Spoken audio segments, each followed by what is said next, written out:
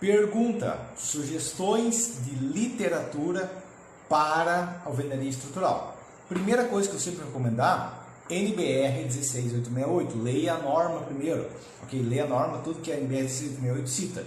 Tem um vídeo meu de bibliografia geral, tem a toda a base também. Tirando isso, Parsekian é um bom livro que eu recomendo, tá? Ele é mais focado em como que é os conceitos do mais, é mais como o dimensionamento, ele não é mais questão de conceitos teóricos, entender, tá? Além disso, meu livro, Alvenaria Amarrada, onde eu demonstro esse padrão de sistema estrutural, é um dos 4 tipos de alvenaria estrutural, tá? E também no meu livro, O Mínimo de Estruturas, tem um capítulo justamente de, né, do Mínimo de Estruturas, tem um capítulo justamente de alvenaria, ok? Tá? Então, tudo isso eu recomendo em literatura, tá? O meu livro vai ser questão mais teórica do Mínimo de Estruturas, o de alvenaria amarrada eu vou ter todos os conceitos, e do Parsec é mais de... Pergunta: quais desvantagens de utilizar o CA70 e a norma inclui o aço CA70? Questão é, CA70 é um aço 20 a 40% mais forte que o aço que a gente tem na região do Brasil, ok? Que a gente tem o CA50 e o CA60. Ele é equivalente ao Grade 100, que é o tipo de aço lá dos Estados Unidos de 100 KSI, que dá 7 toneladas por centímetro quadrado, que é usado lá nos Estados Unidos só para regiões de terremotos muito pesados, ok? Então é uma questão de nicho. Por quê? O custo dele é maior por quilo. Além do custo ser maior, eu tenho o problema que ele deforma mais para atingir a resistência. Quanto mais forte o aço, mais ele tem que deformar para atingir a resistência. Não reduz a armadura mínima, é mais caro e tem risco de gerar confusão. Imagina se detalhe uma obra e você vai fazer um vergalhão especial, sei lá, de 10 mm CA70 e coloca um CA50. Pois é, né? Teria que ter um vergalhão diferente, igual tem o CA60, que é só de diâmetros pequenos. Não existe vergalhão CA50 de 4,2, por exemplo, só o CA60, entendeu? É usual ou conveniente utilizar o método de dimensionamento de alvenaria amarrada em alvenaria estrutural? Primeiro, a alvenaria amarrada é uma forma de alvenaria estrutural. Então, você está usando já o método. Só que a outra questão é que o cálculo base, você vai escolher um dos 4 métodos de dimensionamento. E o método de alvenaria amarrada, você segue um, que também pode seguir em outros tipos de alvenaria. Na verdade, que é seguido obrigatoriamente em outros tipos de alvenaria. Tá? Mas não tem um cálculo, não tem uma fórmula diferenciada especial. Tá? É a mesma fórmula. Okay? Tá? A única questão da alvenaria amarrada é que no dimensionamento global você vai ter as quinas armadas que vão lhe auxiliar em questão de vento e tudo mais. Mas tirando isso, ela como qualquer outra alvenaria. Claro, dependendo do caso, depende do caso, você pode, mas dependendo do caso, você não consegue armar ela internamente. Mas é uma pequena diferença, segundo os métodos.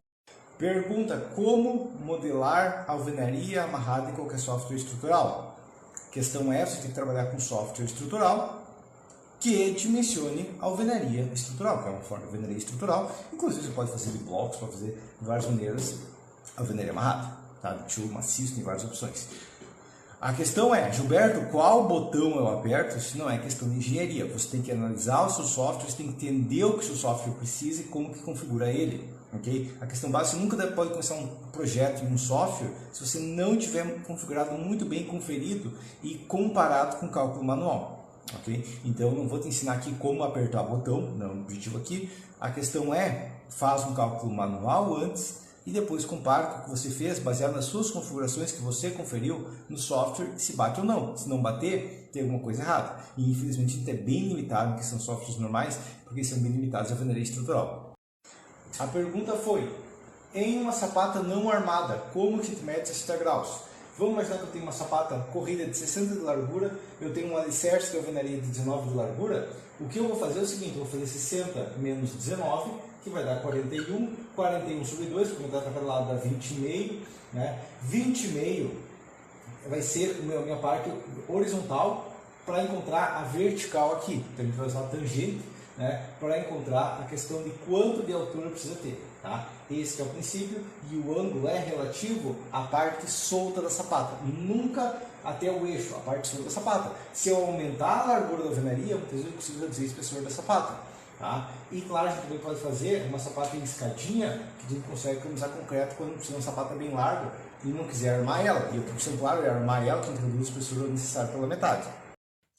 Como funciona crank bars? Crank bars basicamente é aquelas barras bendidas, né, dobradas, entortadas próximo ao apoio, né? No caso de lajes. Então eu tenho uma laje, tenho uma armadura positiva, eu dobro a armadura positiva para levantar ela e ela ir para o negativo. Isso é comum na Índia, na China, por exemplo, na Ásia é bem comum isso. Qual a viabilidade? Basicamente, você está tirando o ácido positivo e colocando no negativo. Nas regiões que tem momento negativo ou que tem momento neutro, né, próximo aos apoios, vai garantir uma menor fissuração e uma maior resistência. Tá? E por que não é usado no Brasil? Basicamente porque não tem essa cultura, tá? Porque o crank bar nada mais é que uma armadura cavalete, só que de lajes, ok? A gente não tem a cultura de usar armadura cavalete e a gente não tem essa cultura de usar barras que descem e sobem em uma laje também, tá? Mas é igual a armadura cavalete, lembrando a armadura cavalete decente, não aquelas maluquices de fazer xizamento em viga. Como dimensionar escoramento de um pilar a ser recuperado devido à corrosão de armadura? Igual qualquer outro escoramento. Ele ter que ser recuperado devido à corrosão de armadura não é o que vai determinar o empuxo que a densidade do concreto aplica.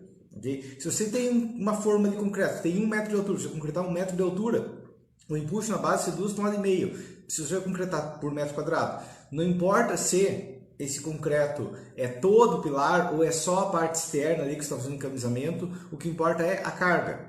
Okay? Então você vai dimensionar como se fosse a caixaria de um pilar. Por quê? Porque é.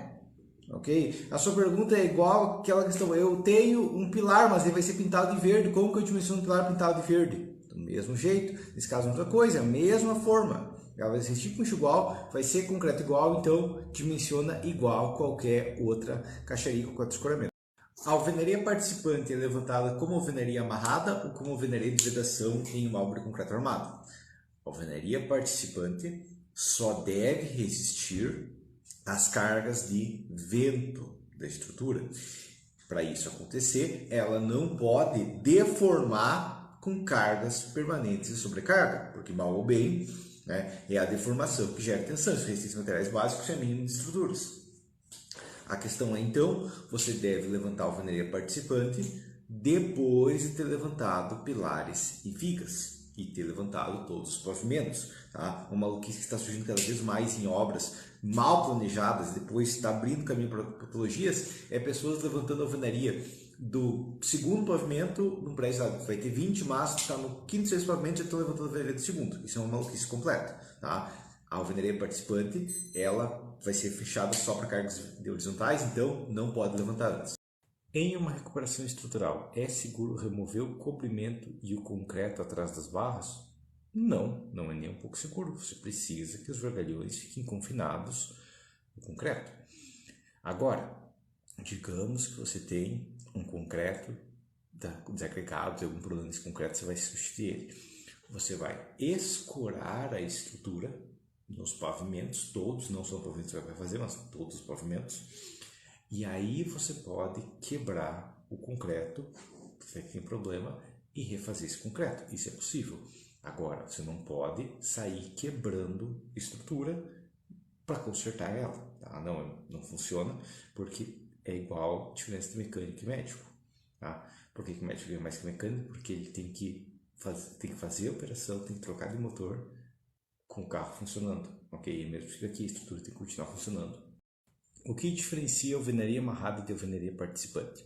A alvenaria amarrada é um sistema estrutural onde você usa a alvenaria para suportar cargas verticais e, tecnicamente, cargas horizontais. Basicamente, essa é a sua estrutura.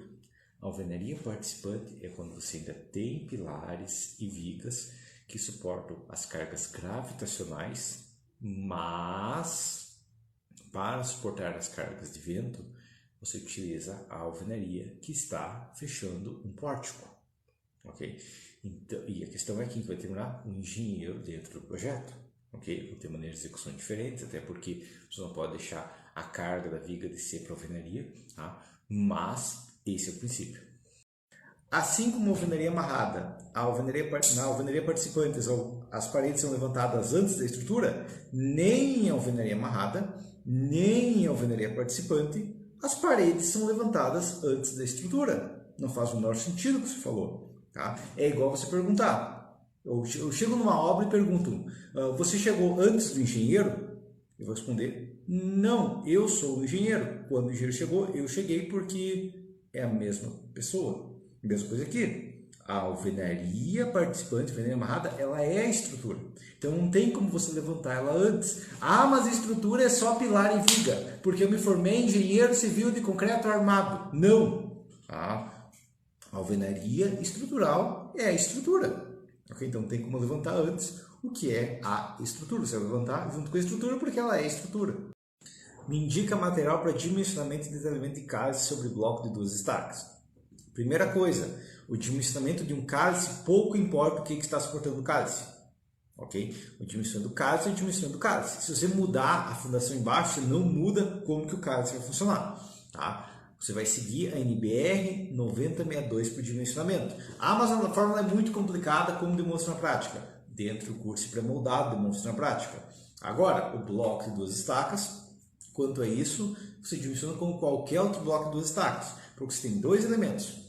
Você tem um pilar que nasce sobre um cálice, que funciona como um megapilar, né? E esse megapilar que nasce sobre o seu bloco, ok? Você dimensiona o pilar, depois você dimensiona o cálice, depois você dimensiona o bloco, ok? Cada um tem esse dimensionamento separado, segue 9062, segue dimensionamento visual de blocos, tá? Se for flexão pesada, claro, tem que cuidar por questão de tração e tudo mais, mas esse é o princípio básico. Pode ser feito nichos em banheiros abaixo da janela em alvenaria estrutural?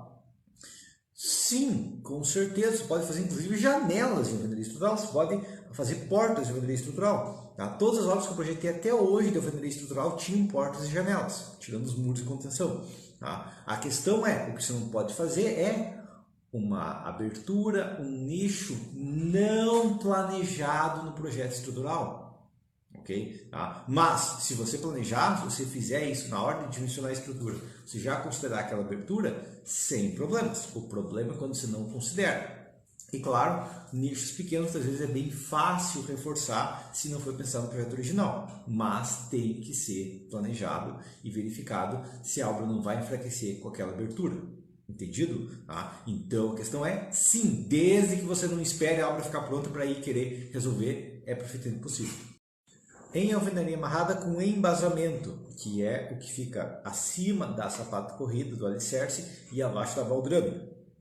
E pressão de solo alto, é melhor flexão vertical ou pilarês para trabalhar? A questão é, se você tem embasamento, você vai ter aterro dos 2 lados. Ok? Ah, mas eu vou aterrar um lado e é caixão perdido. Ok, agora uma questão especial. Nesse caso, você tem uma parede flexionada. A alvenaria amarrada não é um sistema eficiente para parede flexionada, flexão considerável fora do plano. Nós temos flexão para compressão, flexão pequena fora do plano ou flexão dentro do plano. Então não vai funcionar adequadamente. Nesse caso, o que você pode fazer é um embasamento de blocos armados na flexão. Tá? E na verdade o que seja melhor ainda é aterrar dos 2 lados, que vai garantir uma durabilidade e uma eficiência muito maior para a obra. Agora, em uma obra com tijolos furados, você tem algumas opções quando tem mais de 2 pavimentos. Por exemplo, alvenaria participante. Você não usa alvenaria amarrada, mas você usa alvenaria participante, o que vai reduzir drasticamente os problemas gerados pelo vento. Em uma obra com alvenaria, você também pode utilizar uma alvenaria de maior espessura e aproveitar melhor a resistência. Tá? E tem outros métodos também de garantir resistência e tudo mais, que eu demonstro no livro, mas a questão crítica é que o tijolo pode ter uma função bem considerável mesmo em obras de mais de 2 pavimentos. Okay? Ele pode auxiliar a estrutura. Claro, um prédio de 20 pavimentos não vai ser um tijolo de 1 MPa e meio, 2 MPa que vai salvar uma estrutura, mas ele pode auxiliar, se bem planejado, e você não se limitar a achar que a alvenaria amarrada é a alvenaria de tijolo. Não, você pode fazer várias outras maneiras, inclusive o padrão de tijolo maciço, mas também pode ser trabalhado com blocos ou qualquer outro tipo de tijolo. Como explicar a grande quantia de obras no Brasil fora da norma que nunca apresentaram patologias? Bom, primeira coisa, a gente tem fator de segurança, então a gente consegue resolver um pouco disso. A alvenaria amarrada também é outro motivo. Os engenheiros vão lá, projetam de qualquer jeito, inclusive obra com o engenheiro, tem muita obra com o engenheiro fora de norma, né? Mas os engenheiros vão lá, projetam de qualquer jeito, desligam o vento, mas a alvenaria salva a obra. Ok? Agora, tem muitas obras que foram executadas fora de norma que apresentam patologias. Muito mais do que obras que foram executadas corretamente.